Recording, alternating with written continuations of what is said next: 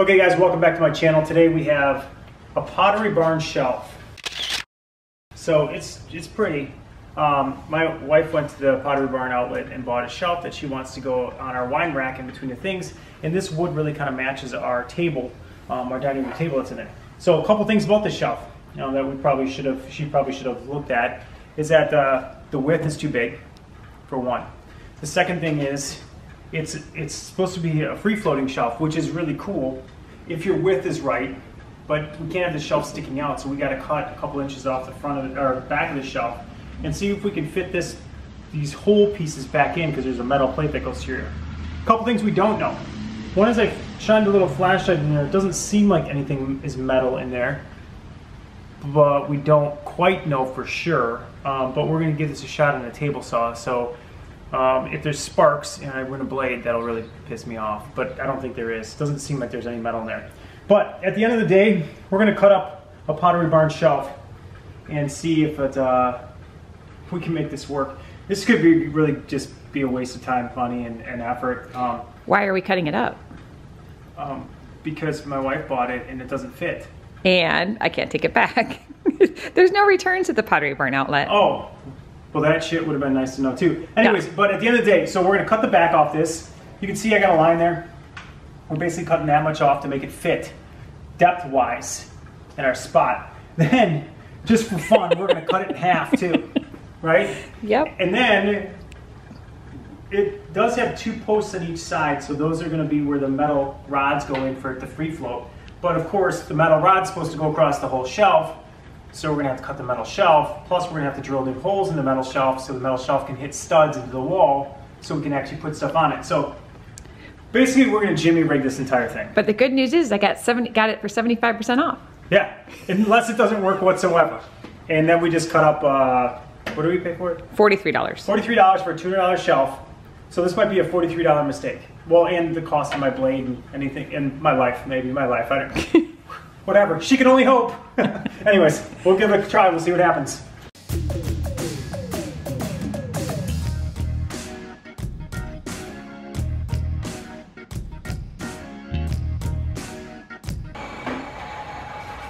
All right, step one. Saw down a piece of wood that isn't supposed to meant to be sawed down. Is complete. I do see additional challenges with this, which of course there is. That sucks. Well, it didn't cut any metal, so that's a good sign, and I hope it looks like it's pretty straight cut. So we'll give it a quick measure and we'll see where we're at. Okay, so we did cut that down.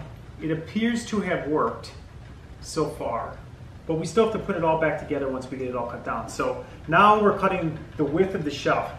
So we are going to measure a couple times here.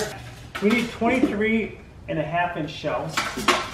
So I want to make darn sure that I have two 23.5-inch shelves when we're said and done here. And then we're going to try to reassemble all the pieces. Yes, that is 23.5.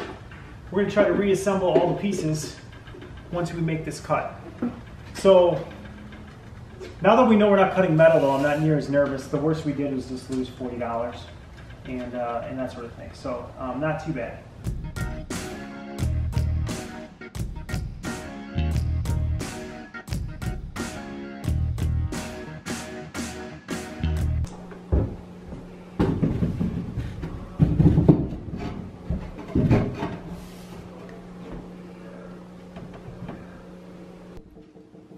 Okay, so we cut it in half. We took off the back piece first. We cut it in half. We trimmed the boards down to the length that we need for the two shelves. So now the shelves stick out as far as our cabinets and that sort of thing. And everything's in there. Then what we did is we cut the piece in half, and we put all of it back together so that when these posts go in from over here, they go in at the spots where it should be held really tight to the wall. So that's all good. So we got to glue this all back together. We don't worry about the sides on either side of these. So we have a little cutout here because we had to trim things down, but we don't worry about those because they're going to go against the side of the cabinet. You'll never ever see them. But we also, it would have been nice if we would have had the right tools for it, but we didn't. So what we did is we used our table saw, and we just kept making cuts until we got these to level out. And that's how deep our board goes. So when we put our board back in, everything's really flush to the thing. So when it goes to the wall, it'll be nice and flush to the wall. That's it. Now we are using a hacksaw. It's one of the dumber things we've done. We're using a hacksaw to cut through this metal holder bar. I will tell you I'm winded from doing it. So it's a good workout though. Anyway. Okay, so we're putting in our shelves, our heavy duty shelves in here for, you know, decorative. And so we're putting these in, and so we only have one stud that goes right down the middle. Of course, the good nice thing is the cabinets are in multiple studs, so that's what counts. But these shelves don't. So I got these anchors. You can buy them anywhere, Home Depot or whatever. They're just butterfly anchors that work with drywall. So basically at the end of the day, you do this, you fold it over, you drill a big hole, you shove it through the wall, and then you use a little piece like this. And once it's in the wall, you want it to flip back out, and that'll flip it back out. And what it does is it holds to the back of the drywall. So this is exposed in the front. This actually holds to the back of the drywall. And it holds it pretty tight. So I always use these on drywall if I can. They don't pull out very easy at all. If they do, you'll notice, because it's going to leave a big hole.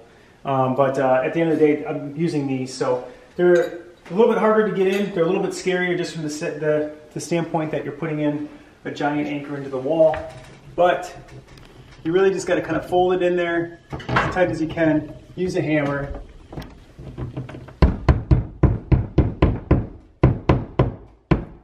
Tap it so it's flat, like that. And then usually you can just push it. Some people hammer it, but you can just push it. And once it goes all the way flat in there, then it's just loose, but you can feel the pressure until it kind of flips against the back of the drywall. Okay guys, so the shelves we got in. I wouldn't recommend the path we took to get these shelves in. So when your wife comes home with a $40 shelf that's too long and she wants you to cut it down, but it's a free floating shelf like this one is with a metal bar across the back, you gotta do a lot of work to get it to work. So at least for this one, this is the Pottery Barn one, so at least for this one. So we got them in. They're solid, like you could stand on them if you wanted to. They are mounted to the back wall with the metal bar, but you have to have a bunch of tools to do it too. So you gotta have a hacksaw, a bunch of patience to cut the metal bar. We had to do a bunch of rigging it to get it to work as well, because the bar that goes in, it goes in on a long bar, it goes in with 4 long steel posts that mount to a metal bracket that you put against 2x4s.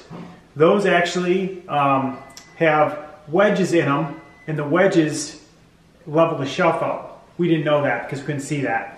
So we had to do a couple things. We had to basically take the back off of it, take the wedges out of it, and then once we did all that, it still was a little bit dipping. So I wanted to make sure that it would level both, you know, forward to back as well as level horizontally.